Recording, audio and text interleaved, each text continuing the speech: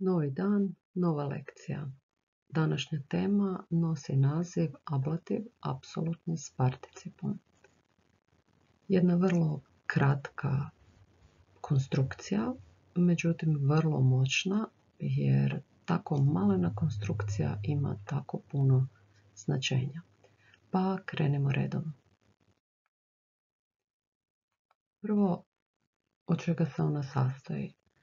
Ona se sastoji od imenice u ablativu, bilo singulara, bilo plurala, i participa također u ablativu. Taj particip može biti particip prezenta ili particip perfekta. I ono što je bitno da se shvati, da ona stoji unutar neke duže rečenice latinske i daje toj dužoj rečenici nekakvo dodatno značenje, nekakav dodatni kontekst. Dakle, još jedanput samo da ponovimo, imamo imenicu u ablativu, imamo particip prezenta ili particip perfekta u ablativu. Novo je to da taj particip prezenta ili particip perfekta je u stvari na tu imenicu u ablativu pridjevski atribut. Idemo sada vidjeti kratka dva primjera, čisto da ste shvatili kako izgleda konstrukcija ablativ apsolutni s participom.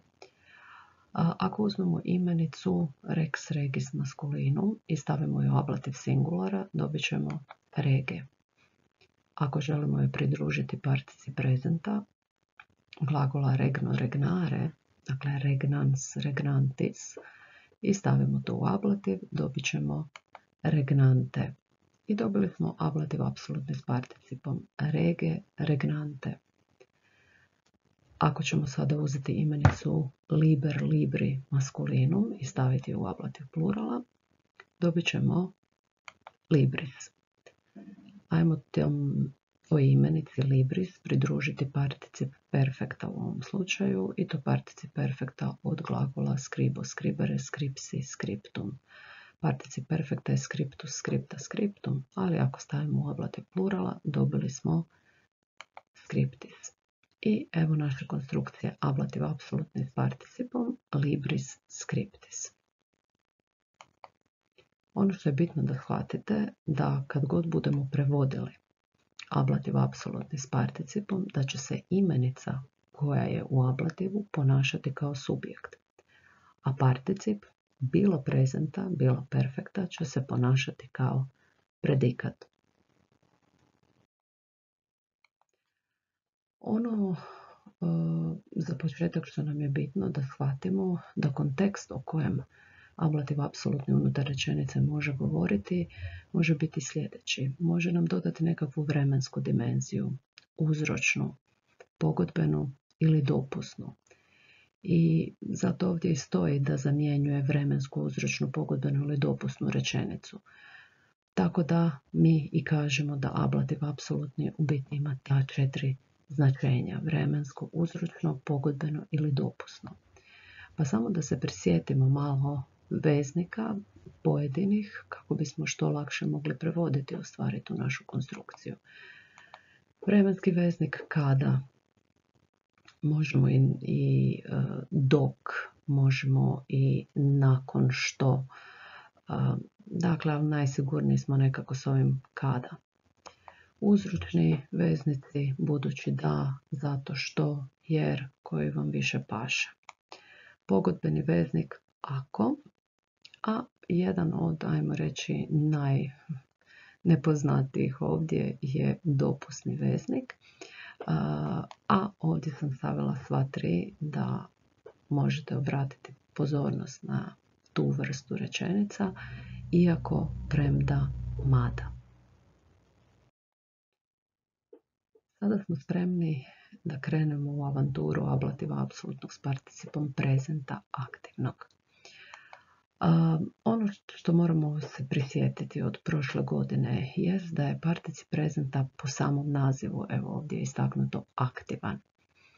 Još se moramo prisjetiti da je on istovremen s glavnim glagolom u rečenici, odnosno da izriče radnju koja se odvija u isto vrijeme kao i glavni glagol u rečenici. I prošle godine to nismo spomenuli, ali evo sada nam je bitna karakteristika. On je po vidu nesvršen. Te tri karakteristike participa presenta aktivnog su iznimno bitne, zato što ih je taj particip sačuvao i u ovoj konstrukciji ablativa apsolutnog. Ono što još treba napomenuti jest da sve one rečenice koje smo malo prije ponovili i njihove veznike zajedno, to su 4 tipa, je tako, vremenske, uzročne, pogodbene i dopusne. Na ta 4 načina prevodimo ablativ apsolutni s participom prezenta. Naravno, ne možete svaki ablativ apsolutni prevesti sa sve 4 te rečenice, tako da u stvari izbor jedne od njih će ovisiti o kontekstu same rečenice. Opet, dosta je bitno napomenuti da će ta imenica u ablativu biti subjekt, a particip prezenta će biti predikat. I to koji ima ove 3 karakteristike, aktivan, istovremen i nesvršen po vidu. Mislim da smo spremni za prvu rečenicu s ablativom apsolutnim s participom prezenta aktivnog. Romulo regnante, Roma parva urbs erat. Ablativ apsolutni se ovdje vrlo lako uočava, Romulo regnante, i on se sastoji od imenice i od participa prezenta. Pa nam je imenica u stvari Romulo, a regnante nam je particip prezenta. Romulo je dakle imenica u ablativu singulara, a regnante je naš particip prezenta, on je isto u ablativu singulara i rekli smo da će on biti pridjevski atribut na ovu imenicu u ablativu singulara. Ostatak rečenice vam ne bi trebao biti neki veliki problem. Roma parva urbs erat. Tu je subjekt naravno Roma, to je imenica u nominativu singulara. Onda ako ćemo tražiti predikat, mislim da svi vrlo lako zaključujemo da će to biti ovaj erat. Kako je to glagol biti, imat će uza sebe još i nadopunu i zajedno će urbs erat činiti imenski predikat.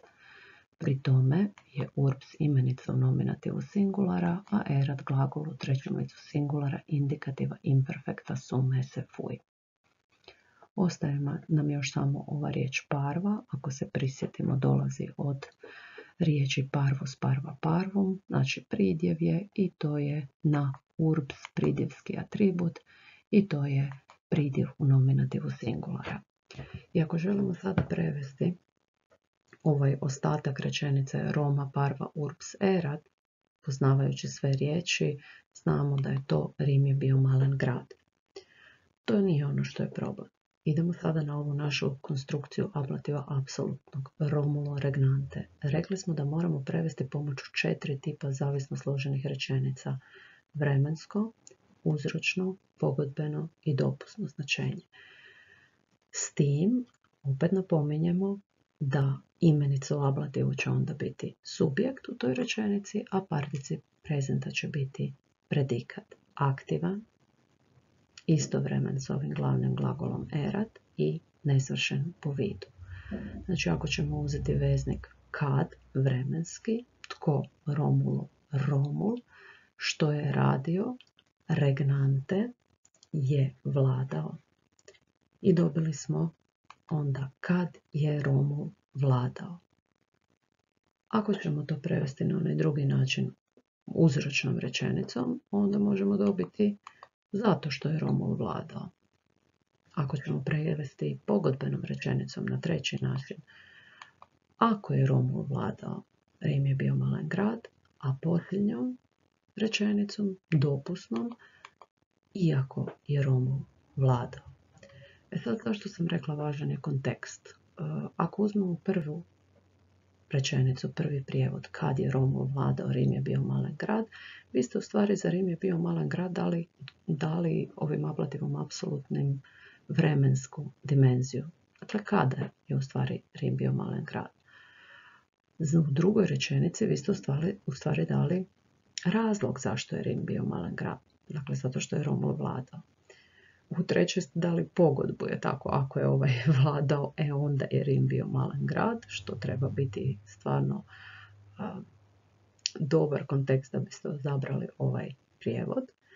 A četvrti primjer, iako je Romul vladao, Rim je bio malen grad, želi se reći da je u stvari Romul tako dobro vladao, međutim, bez obzira na to njegovo dobro vladanje, Rim je i dalje bio malen grad. Sada smo spremni da krenemo na ablativ apsolutni s participom perfekta pasivnog. Ovdje moramo paziti da particip perfekta je drugačiji od participa prezenta. Njegove 3 karakteristike nisu iste. On je, sam naziv kaže, njegov pasivan. Znači, ne aktivan kao particip prezenta, nego pasivan. On je prijevremen u odnosu na glavni glagol u rečenici, odnosno njegova radnja se prije dogodila. Za razliku od participa prezenta koji je istovremen. I particip perfekta je svršen po vidu, za razliku od participa prezenta koji je nesvršen. Evo ovako, ovaj ablativ apsolutni s participom perfekta, odnosno ovaj particip perfekta je sačuvao sve te karakteristike u ovoj konstrukciji. Znači, on je pasivan, on je prijevremen i on je svršen po vidu. Isto vodite računa da s ista 4 tipa zavisno složenih rečenica prevodimo i ovu konstrukciju. I opet će imenica pritom biti subjekt, a particip će biti predikat s tim da je on ovaj put pasivan. Ajmo na primjer. Hostibus victis je ablativ apsolutni u ovoj rečenici. Hostibus je imenica u ablativu plurala. Od imenice hostis što znači neprijatelj, a victis je particip perfekta u ablativu plurala koji se odnosi kao pritjeski atribut na imenicu hostibus. Dolazi od glagola vinco vincere vici victum, pobijediti. Ostatak rečenice imamo predikat redit, glagol u trećem licu singulara indikativa perfekta aktivnog. To je složenica glagola eo ire i itum. Eo ire znači ići, a redeo redire znači vratiti se. Ovdje je subjekt imperator, imenica u nominativu singulara, dakle imperator redit, vojskovođa se vratio. A kamo se to on vratio? In urbem, to je priložna oznaka mjesta, s tim da je in prijedlog plus akuzativ ili ablativ, a urbem je imenica u akuzativu singulara. Ako želimo prevesti ovu rečenicu, prevodimo prvo ovo imperator in urbem redit, vojskovođa se vratio u grad. A sada kada prevodimo ablativ apsolutni s participom perfekta, moramo paziti da prevodimo pomoću one 4 zavisno složene rečenice. Hostibus će nam biti subjekt, a victis će biti pasivni predikat. Znači nisu neprijatelji ti koji pobjeđuju, nego su oni ti koji su pobjeđeni.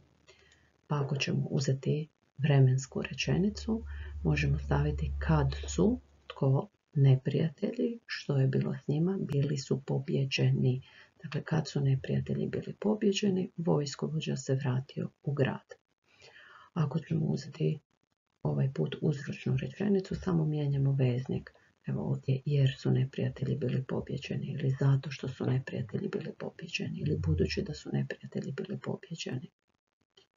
Ako ćemo uzeti onu pogodbenu rečenicu, ako su neprijatelji bili pobjeđeni, eto, vojskovođa se vratio u grad. Posljednji tip je dopusna rečenica. Ovdje imamo iako su neprijatelji bili pobjeđeni, vojskovođa se vratio u grad. Dakle, jako treba paziti na kontekst kada ćemo koji od ova 4 tipa rečenice upotrijebiti za prijevod ablativa apsolutnog. Za prevođenje ablativa apsolutnog s participom perfekta postoje još dodatna 3 načina. I prvi od njih je glagolski prilog prošli, navši.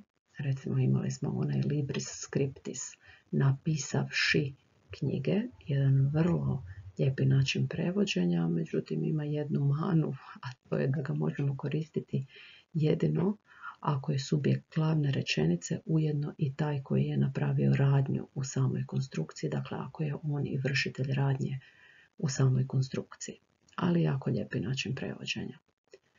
Možemo najjednostavnije prevesti jednostavnom rečenicom i povezati s onim ostatkom rečenice veznikom i. Kako jednostavnom rečenicom? Pa tako da ćete upravo imenicu u ablativu prevesti kao subjekt, a particip kao pasivni predikat. I to je to. I treći tip je isto dosta zgodan, da koristite prijedloge nakon ili zbog i nakon toga imenicu ili glagolsku imenicu. Ovo je teorija, mi ćemo uzeti naš primjer od prije i onda pokazati kako to u stvari izgleda. Dakle, ovo je naša rečenica od prije i ako ćemo iskoristiti prvi način prevođenja, vojskovođa se vratio u grad i sad onaj vši, pobjedivši neprijatelje, je tako, vojskovođa se vratio u grad. Ako ćemo iskoristiti onaj drugi način, onu jednostavnu rečenicu, znači samo moramo reći neprijatelji su bili pobjeđeni i nakon toga staviti veznik i dobili smo ovaj drugi prijevod.